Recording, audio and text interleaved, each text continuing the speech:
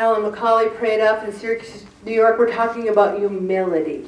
I think humility is, all right, someone else says, hey, you've lost over 100 pounds or so and kept it off for years. Yeah, well, I'm really awesome and I worked really hard and not a lot of people could do what I did. That's not very humble.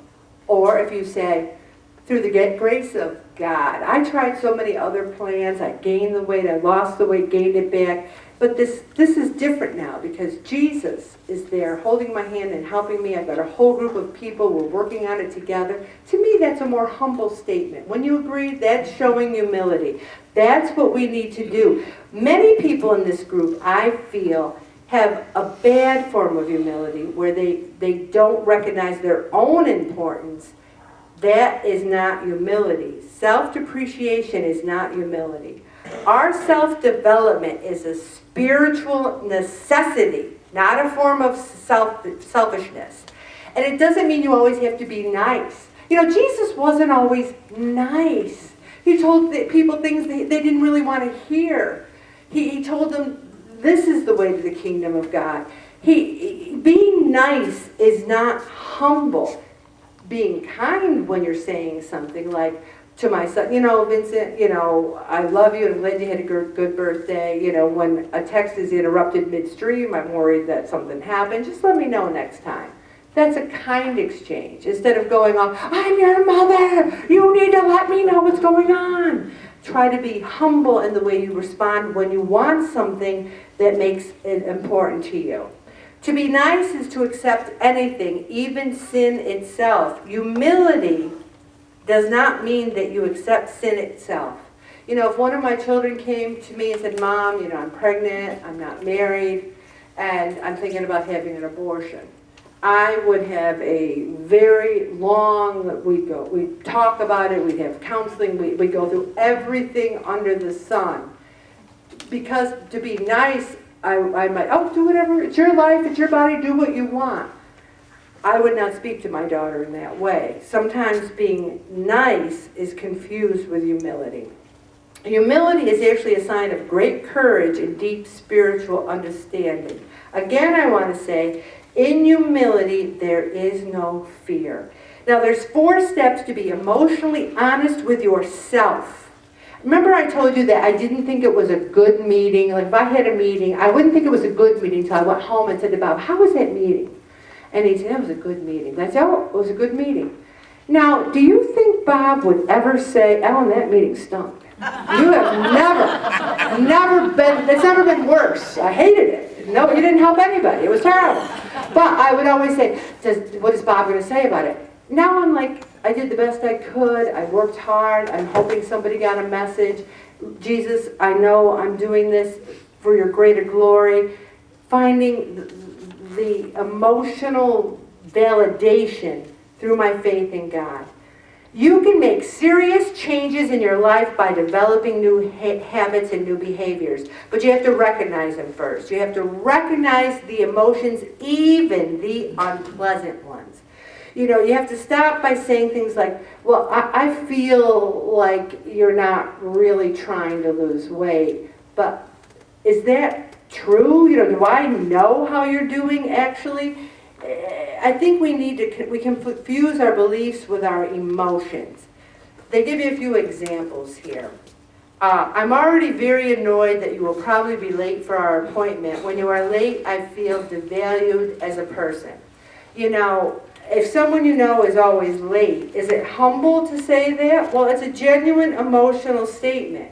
You might say something like, I'm a little concerned that you might be late for our appointment. I wanted to share with you that I kind of feel devalued when you're late when you're meeting with me. Is there something we could talk about and work on together? To me, that's a little more humble than saying I'm very annoyed, but it's up to you how you feel comfortable with it. Do we have psychological defenses? Do you go in your room and not talk to anybody when something's bothering you? Do you shut up? Do you clam up? Do you scream? What are our ways to protect ourselves from our unpleasant emotions? I have a way, we all do. What is it? Eat. That's what we do to protect ourselves from our unpleasant emotions. Not everybody, but a lot of us do. And sometimes we have a loss of situational awareness, and we're a loss of our own body awareness. Have you ever opened the bag of chips and all of a sudden they're gone? You're not even aware of what you're doing. I call it the fugue state, when you're not even present, when you're not mindful, when you don't know what you're doing. If you do not find out what you're really feeling, you might develop an eating disorder like anorexia or obesity.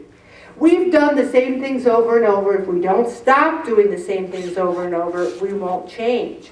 So we need to figure out, our example, children of an alcoholic parent, there's lying, arguing, violence. Many times they want to run away and hide. You know, I've shared with the group many times that I loved my father more than life itself, but he was Jekyll and Hyde. When he was drinking, we hid. My mother literally hid me in closets so he couldn't find me.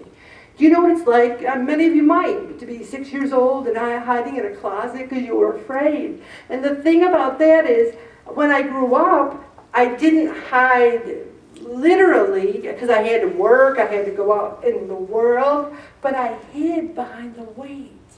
I'm hiding so I won't be found. And you might be sitting there going, oh, Ellen, man, that's heavy, that's really heavy. I don't have those kinds of issues. We all have some sort of issue. Otherwise, we wouldn't have a few pounds to lose. Maybe it's a physical issue. Maybe it's chemistry or hormones or something. But what we want to do in this group is hit all of them.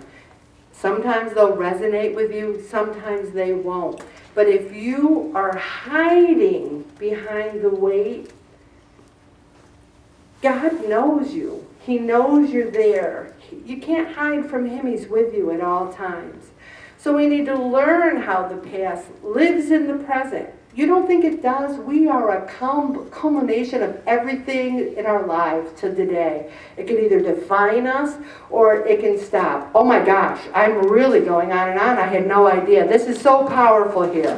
I just wanted to say, I always look at the clock. Learning new behaviors. You're going to talk about this in small group. Sorrow, resolve, prayer. No matter what happens, commit yourself to believing the process will work. How many people say, Jesus, I trust in you, and then they don't? You cannot surrender your pain and suffering and your pride completely to God if you persist in clinging deep in your heart to psychological defense mechanisms that shield you from that very pain. Please read this article. I've even included another one in here from Dr. Ron Rolheiser, and what it talks about in there is how we all think we're so special, and we're living in a world where everyone's so special. And when we grew up, our parents used to say, don't get too big for your britches. Remember when you start going, oh, hey, you're getting too big for your britches there, Missy. We were Missy. How many parents say that to their kids now? The parents now are like, let me get you a bigger pair of britches, honey, because I love you so much. So that's a very good article. And I even put in an article, a thing on live a life that matters. It's very beautiful. Thank you, Kaylee, for bringing that in. And Weight Watchers Low Fat Taco Soup, one of our staples. And now I'm going to play the song and stop right there, Bobby.